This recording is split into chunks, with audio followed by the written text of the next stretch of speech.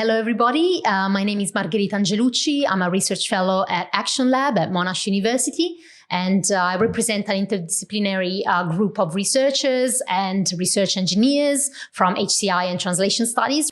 In this presentation, we are introducing Action Translate, which is a machine-assisted translation pipeline.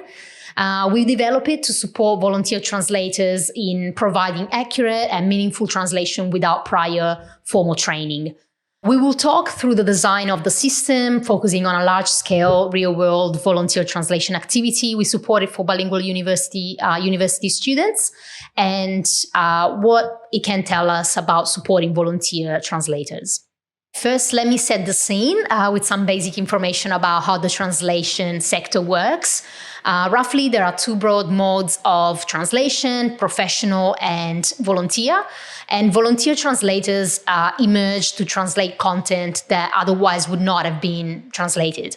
For example, communities who translate subtitles for personal or peer consumption, which is known as fan subbing, or also people translate open source software into their own language. The reality is that much content that could be or should be translated into multiple languages remains untranslated, especially content that is not maybe critical enough to require a professional, such as medical data, or time sensitive, or for which there is no sufficient budget. NGOs and grassroots community organizations in particular have substantial unmet language needs. So many of their reports, communications, and other critical publications remain untranslated and remain hard to access for the same communities with whom these organizations work, usually due to budget or resource constraints. Action Translate aims to fill this gap, empowering non-professional translators to contribute in a time-bounded way to specific translation activities. In many Western countries, universities have a large bodies of international students or just students from diverse backgrounds who speak multiple languages. And Australia, which is where we're based, is a great example of this. So we saw this body of students as a valuable resource that can be tapped into to fill the language needs of many NGOs, and students essentially can volunteer translations using the language skills, not only to provide a service for these organizations, but also to gain a valuable pedagogical experience, upskilling themselves in online collaborative translation practices, utilizing translation technologies, and also the most up-to-date industry workflows. So why university students, you might ask? Research found that they actually have a strong propensity for volunteering. They are interested in volunteering for altruistic reasons, such as contributing to a cause that they believe in, as well as for more utilitarian reasons, such as adding an extra experience to their CVs or improving their employability. Starting with our initial context-specific implementation, we took a step back and discussed the requirements for a pipeline specifically designed to support volunteer, non-professional translators working on a time-bound NGO project. We consolidated this into 7 design requirements. We acknowledge that individually some of these requirements are met by existing tools, but we see a clear gap in current workflows when considering all of these requirements in combination. Combine the expertise of volunteers with state-of-the-art technology in digital translation, machine translation, and computer-assisted translation tools to allow for more meaningful progress and terminological consistency. Using machine translation also helps to reduce the burden on non-professional translators who do not need to translate from scratch, but they only need to post-edit the machine output. All interactions with this process should be in a single platform rather than multiple specialist tools to reduce the learning curve. We also need to afford interaction in short, manageable bursts to fit volunteers' availability, other commitments with their study load. Post-editing and review tasks for a full document need to be completed by the end of that burst. We should also offer opportunities for a wide range of experience where volunteers can contribute to different roles at different skill levels.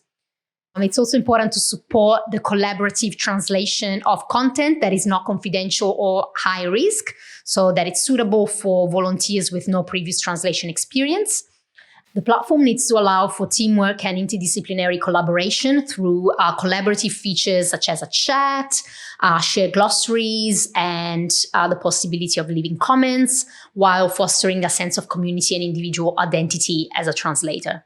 It's also important to maintain consistent volunteer engagement through incentivization strategies such as gamification. During the deployment, students were given access to a custom-built online platform where they engage with a series of tasks that is machine-translated text divided into short segments using a CAT tool. Each segment could be locked so that only one volunteer at the time could modify it. And once the volunteer was happy that the translation was correct, they could approve it, and the segments moved into a review list where the same segments went through a second verification step. Volunteers also communicated with other students translating in their same language pairs using communication tools integrated in the platform, such as the live chat, the comments, and the glossary. And they received badges at a series of milestones, such as the 1st or the 20th translation completed. There was also a score that they received based on the number of tasks they engaged with. And all these features, as well as the segmentation of the source text, were all ways to give a sense of progress and maintain volunteer engagement.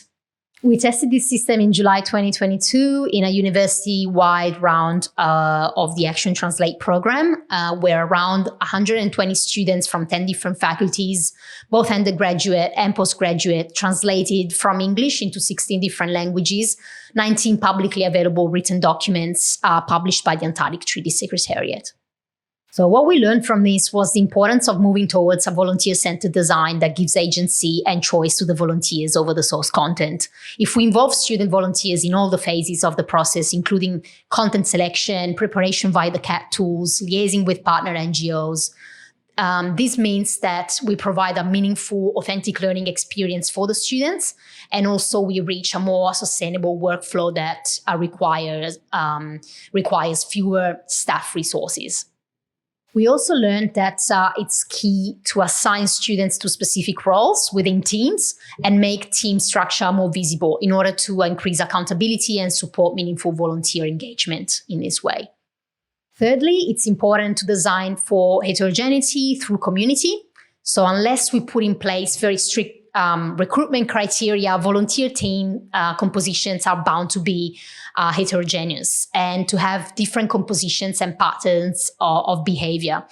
Designing for this kind of heterogeneity can be meaningfully done by building community identity, by knowing their team and having specific roles and support mechanisms within that team. Participants can organize themselves in ways that work for their particular cohort. The platform design, therefore, needs to support flexible group dynamics rather than rely on one-size-fits-all solution. This was just a short introduction to how we are learning to design for volunteer translators and what we see are the affordances of machine-assisted translation for the sector. We encourage you to read our paper and reach out to us if you are interested in getting involved in future developments of Action Translate.